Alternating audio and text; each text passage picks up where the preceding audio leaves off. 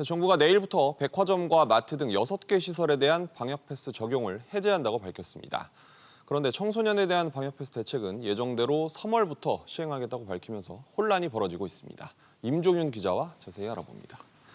내일부터죠. 우선 어디부터 해제됩니까? 네, 일단은 대형 마트, 백화점, 그리고 학원, 독서실 등 모두 6개 시설이 이제 내일부터 방역 패스가 해제가 되는 지역입니다. 네.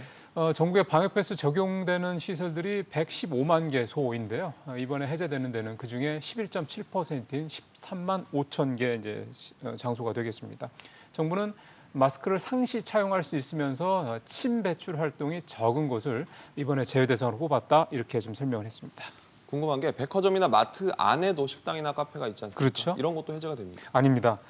이들 안에, 즉 백화점이나 마트 안에 있는 소위 말하는 이제 푸드 코트 같은 데 있는 식당이나 카페는 방역 패스가 계속 적용이 됩니다. 네. 그리고 지금처럼 시식이나 시음도 계속 금지가 됩니다.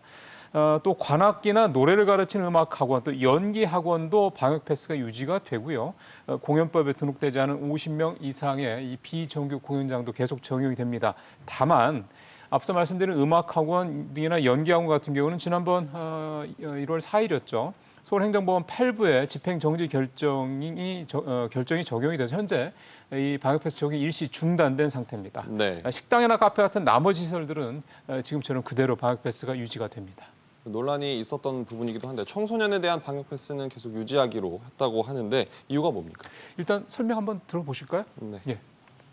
향후 오미크론이 유행할 때 이들 청소년층을 중심으로 감염이 크게 확산될 가능성이 있다라고 보고 있는 중입니다.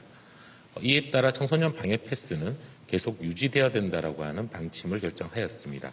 학원이나 독서실은 안 하는데 청소년에 대한 방역 패스는 계속 적용한다. 이게 무슨 말입니까? 예, 이게 사실 좀 혼란을 좀 불러일으키고 있는 그런 대목이긴 한데요. 네. 아시는 것처럼 지난 4일 서울행정법원 8부가 학원과 독서실에 대한 방역패스 집행 정지 결정을 내렸던 거 기억을 하실 겁니다. 그때 법원에 이런 결정의 핵심 근거는 개인의 학습권을 침해한다. 그러니까 개인의 학습권이 존중돼야 된다. 이제 이 점이 되겠는데요. 그랬죠. 정부는 법원의 결정을 감안해서 학습의 필수적인, 즉 학습권을 보장하는 시설에 대해서는 방역 패스를 적용하지 않겠다 이렇게 밝혔지만 그 나머지 시설에 대해서는 청소년들이 드나들 때 이 방역 패스를 적용하겠다 이렇게 입장을 밝힌 겁니다. 정부 설명만으로는 직관적으로 이해가 잘 안 되긴 하는데 계속 논란이 이어질 수밖에 없겠군요. 그렇습니다. 좀 몇 가지 좀 정리를 좀 해보면 학원이나 독서실은 학습의 필수 시설이고 또 학생들이 밥 먹거나 커피를 사 마시는 카페는 그럼 학습의 비필수 시설이냐라는 논란 얘기도 좀 될 수가 있고요. 네. 또 심지어는 법적 분쟁의 대상이 학습 시설에서 이제는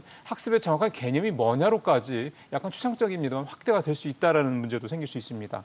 그래서 아쉬운 점은 방역 패스라는 대단히 민감한 이슈를 굳이 법원에 이 본안 판결이 나오기 전에 이렇게까지 공식화할 필요가 있느냐라는 점인데요. 학생과 학부모, 소상공인들에 대한 이 방역 당국의 좀 더 세심한 정책적 접근이 그래서 필요해 보인다는 지적입니다. 각자 입장이 있겠지만 좀 서두르는 것 아니냐 이런 지적이죠. 임 기자 잘 들었습니다.